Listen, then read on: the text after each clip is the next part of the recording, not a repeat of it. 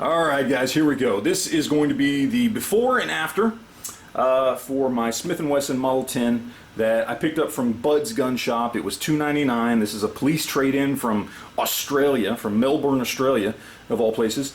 And it needs some work cosmetically. Now, internally, as far as functionality, it's in great shape. Rifling is good, the board looks great, cylinder's good, action works well, trigger feels great. But cosmetically, it's got issues. You can see here on the grips, while in good condition as far as not being chipped or cracked or anything like that, obviously they need to be refinished. We've got some sticker residue here. We've got a sticker right there, which is some sort of serialized sticker that I'm gonna take off right there. Hard to tell here, but we've got surface rust here across the side of the receiver. Obviously lots of holster wear, some little chips and dings and things like that. But as far as functionality, works great, no issues. So we're going to pretty this little thing up a little bit. Gonna do some refinishing work, gonna fix up the grips, gonna see what we can do, gonna polish the surface metal before rebluing it, remove the stickers and the sticker residue, that kind of stuff. And we'll see what it looks like when all's said and done. So there is your before, and let's take a look at what we get when we're all done. Alright, and here we are, all finished up, ready to go, in good usable condition. I didn't have to do a lot to it, honestly. There's really not a lot to do. I'll walk through all the things that I did to it, but two interesting things I found out about this particular gun, just here doing some research. One, I checked the serial number. And this gun is dated to 1979, so it's a 42-year-old gun. It's almost as old as I am. And that's kind of cool. And two, even though on Bud's Gun Shop where I bought it, it said that these were Australian police trade-ins, well, they were half right. This was a police trade-in, but when I removed all that sticker residue that was right here and investigated this little logo that looks like it's been done at the factory, that's a town in Georgia. And it's marked, if I can remember the name of the town, Hoshton, Georgia. Maybe some of you have heard of that. I don't know. Hoshton, Georgia. A town that when I checked today has only about 1,500 people living in it.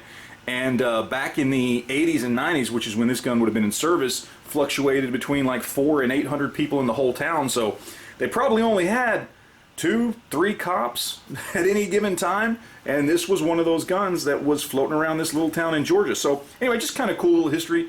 It makes me like these types of police trade-ins and milsurps and things like that. I like learning this type of stuff. But to get on to what I actually did to it, pretty simple. Stripped it completely down, checked everything out, cleaned everything. The internals on this thing are in immaculate condition. The rifling, bore, everything is fantastic. The gun is, the trigger on this thing is amazing. I'll show you that here in a little bit, but it was just in really good shape internally. Externally, a lot of holster wear, a lot of wear from exposure. The grips, as I had said before, they looked salvageable. They certainly were. That was one of the things I did, was stripping down the grips, sanding them down, and then applying, I think, about 4 coats of True Oil just to kind of bring some life back to them. So I was lucky there. I didn't have to replace the grips. These are going to work out great. As far as the finish work itself, it was a lot of elbow grease, lots of rim oil and quadruple aught steel wool, going over all the surfaces, polishing it. I was able to buff out quite a few scratches. There are some of the smaller little dings that are in the surface, but for a $299 gun, I'm not going to, spend too much time buffing that stuff out. That would have required some sandpaper and or file work, and I'm just not going to do that. Or paying somebody else to do it. And again, for a $299 gun, I'm not going to put that much time and effort into it, or money. So polished the surface as best I could with steel wool, buffed out as many scratches and things like that as I could, and then I went ahead and cold blued it, because again, I'm not going to spend the money to go ahead and hot blue the gun or anything like that, or send it somewhere. I have the stuff at home to go ahead and do the bluing. I keep some Birchwood Casey's Super Blue at home. I had it. I was able to re-blue the gun. The only thing I had to buy, in fact, for this was I had run out of True Oil. I had to go spend $6 at Academy to get some more. Other than that, I had everything I needed to do this gun. And you can see from the finish here, it came out pretty good. got some fingerprints on it, but you can see if you get really close, you start to see those little dings and things in the surface of the metal. But overall, if you compare it to what it looked like before, the barrel still got a little bit of lightness here. The bluing just, you know, didn't quite take to it because it's cold blue, and you have to understand when you cold blue something, it's not going to be perfect, but certainly much better than what it looked like before, where it was basically almost white bare steel. Same thing on this side over here. This was basically completely just covered in rust, and even when polishing the rust off, it was just almost bare metal.